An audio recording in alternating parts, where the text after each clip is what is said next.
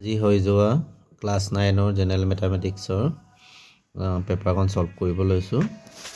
এতিয়া ফাৰ্ষ্টত আহিছিলে আপোনালোকৰ উৎপাদক বিশ্লেষণ কৰা 2 নম্বৰ কুৱেশ্যনকেইটা কৰিবলৈ হৈছে। MCQ কেইটা দিলোঁ, আপোনালোকে চাব।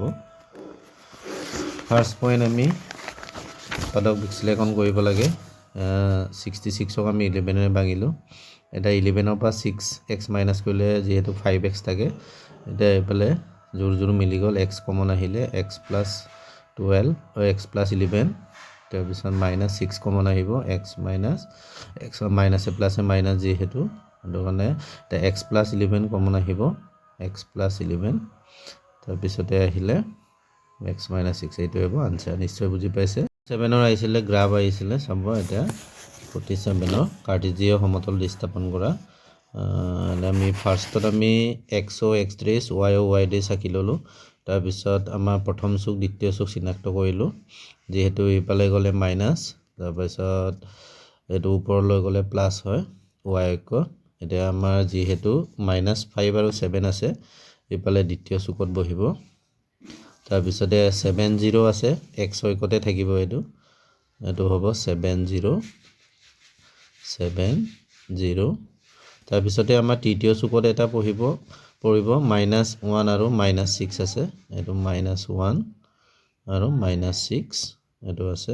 তাৰপিছতে আমাৰ চতুৰ্থ চুকত এটা পৰিছে 4 - 3, ইফালে x অক্ষত 4, y অক্ষত -3, তেতিয়াহ'লে 4 - 3, এইটোৱে হ'ব আনচাৰ। নিশ্চয় বুজি পাইছে।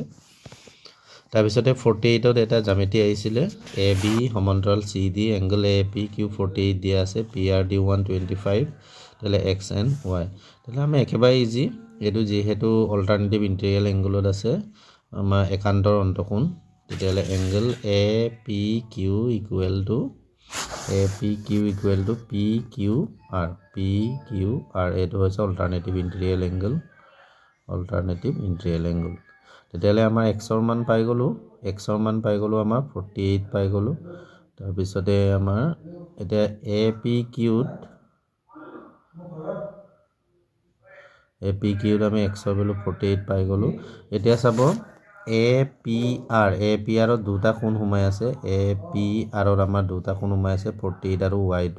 তাৰপিছত PRD, এইটো এটা অল্টাৰনেটিভ ইণ্টেৰিয়েল এংগল হয়, PRDটো আমাৰ কি হয়, অল্টাৰনেটিভ ইণ্টেৰিয়েল এংগল হয়।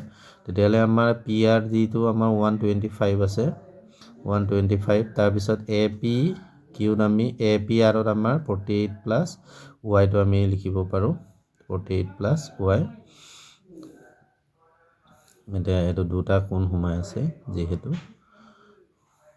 চাব 48 প্লাছ y ইকুৱেল টু 125 হ'ব, এইটোত PRD 125 আছে। এতিয়া লেফ্ট হেণ্ড ছাইডৰ পৰা ৰাইট হেণ্ড ছাইডলৈ পঠিয়াই দিলে আমাৰ 125ৰ পৰা 48 মাইনাছ কৰি দিলে আমাৰ কিমান হ'ব, প্লাছটো মাইনাছ হৈ গ'ল, এইফালে মাইনাছ কৰি দিলে y ইকুৱেল টু 77 ডিগ্ৰী পালোঁ।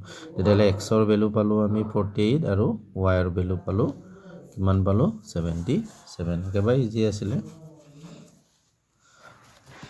তাৰপিছত আৰু এটা কুৱেশ্যন আহিছিলে 49ত, এটা সমবাহু ত্ৰিভুজৰ কালি নিৰ্ণয় কৰা যাৰ পৰিসীমা 15 বুলি দিয়া আছে, find the area of the equilateral triangle whose the perimeter is the 15 centimetre. তেতিয়াহ'লে আমাৰ কি হ'ব, ধৰা হ'ল সমবাহু ত্ৰিভুজৰ বাহুৰ আমি যিহেতু দুটা নিয়মত কৰিব পাৰোঁ, আমি হিৰণৰ সূত্ৰ ইউজ কৰিব পাৰোঁ, আৰু ডাইৰেক্টলি সমবাহু ত্ৰিভুজৰ কালিৰ মান যিহেতু আমি কালিটো ফৰ্মুলাটো আমি যিহেতু জানো, মাপ আমি a বুলি ধৰি ল'লোঁ।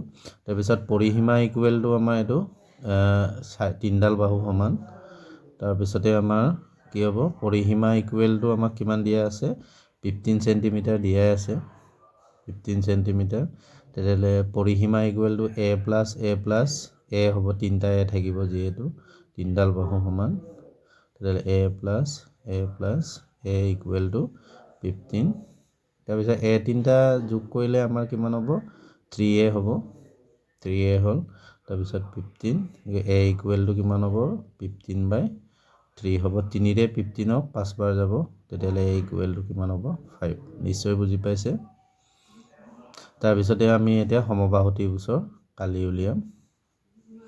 সমবাহু ত্ৰিভুজৰ কালি ইকুৱেল টু কিমান আছিলে, √3/4 ইকুৱেল টু বাহু স্কোৱাৰ আছিলে মানে বাহুটো আমি এ বুলি ধৰিলোঁ এ স্কোৱাৰ তেতিয়াহ'লে √3 ভেলু আমি ফাৰ্ষ্ট উলিয়াই ল'ব লাগিব বৰ্গমূলত যিহেতু আমি এক্সপ্ৰক্সিমেটলি মানে প্ৰায় উলিয়াব আৰু তাৰপিছত √3 1 পইণ্ট চামথিং কিবা এটা ওলাব প্ৰায় 7.32 তাৰপিছত 3.1.732 ইনটু 25/4 এইটো পূৰণ কৰিলে আমি 43.3 পাওঁ এইটো ডিভাইডেড কৰিলে আমাৰ 10 পইণ্ট চামথিং প্ৰায় ওলাব আৰু 8.2 চেণ্টিমিটাৰ স্কোৱাৰ এইটোৱে হ'ব সমবাহু ত্ৰিভুজৰ কালি প্ৰায় হ'ব আৰু নিশ্চয় বুজি পাইছে এইটো তাৰপিছতে আৰু এটা মষ্ট ইম্পৰ্টেণ্ট আছিলে 51ত লেফ্ট হেণ্ড ছাইডৰ পৰা ৰাইট হেণ্ড ছাইড উলিয়াব লাগে 0 উলিয়াব লাগে আমাৰ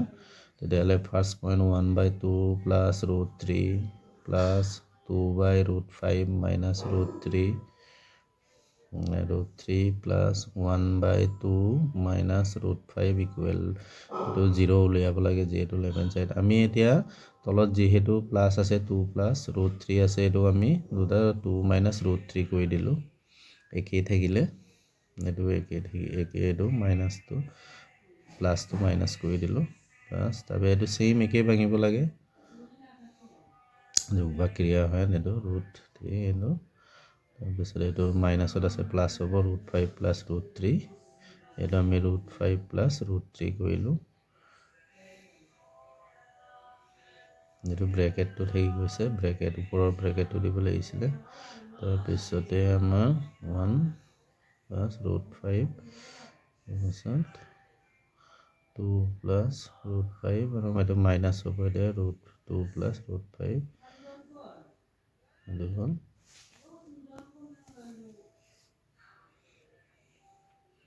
এইটো আমাৰ a square minus b square ফৰ্মুলাত আছে তেতিয়াহ'লে a square minus b square equal to a plus b হ'ল a মাইনাছ b হ'ল এইটো ফৰ্মুলাত আছে গোটেইখিনি এইটো ফৰ্মুলাতে বহিব তলৰখিনি যিটো তলৰটো কৰ বুলি কয় ওপৰটো ল'ব বুলি কয়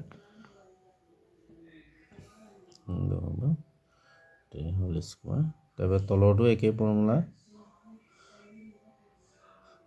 একেই ফৰ্মুলা হ'ব 2 স্কোৱাৰ মাইনাছ √5 হোল স্কোৱাৰ তাৰপিছত তলৰটো 2 2 জাৰ 4 তলৰটো কিমান হ'ব 2 2 জাৰ 4 ইফালে √3 দুটা পূৰণ কৰিলে 3 হ'ব ছেইম একে √5 দুটা পূৰণ কৰিলে 5 হ'ব কাৰণ 5 5 গুণ 25 25ৰ বৰ্গমূল 5 যিহেতু তাৰপিছত প্লাছ √3 এইটো প্লাছ তাৰপিছত তলৰটো 2 2 গুণ 4 এইটো 5 হৈ গ'ল 2 প্লাছ √3 4 পৰা 3 গ'লে 1 থাকিব 2 √3/1 প্লাছ এইটো একে হ'ব 5ৰ পৰা 3 গ'লে 2 5 প্লাছ √3 4 পৰা 5 গ'লে -1 থাকিব 2 প্লাছ √5 এতিয়া চাব 1এৰে 2 মাইনাছ √3 2 মাইনাছ √3 বাৰে যাব তাৰ 2 2 কেঞ্চেল হ'ল √5 প্লাছ √3 তাৰপিছত এইটো প্লাছে মাইনাছে মাইনাছ হ'ল 2 প্লাছ √5 এতিয়া আমাৰ √3 কেঞ্চেল হ'ব এইটো এবাৰ এটা প্লাছ আছে এটা মাইনাছ আছে যিহেতু প্লাছ √5 এতিয়া মাইনাছে প্লাছে মাইনাছ তাৰপিছত প্লাছে মাইনাছে মাইনাছৰ √5 কেঞ্চেল 2 2 কেঞ্চেল তেতিয়াহ'লে আমাৰ 0 ৰাইট হেণ্ড ছাইডত আমাৰ কিমান পালোঁ 0 পালোঁ তেতিয়া প্ৰমাণ কৰা হ'ল নিশ্চয় বুজি পাইছে এইটো চাব মোৰ চেনেলটো ছাবস্ক্ৰাইব কৰি দিব থেংক ইউ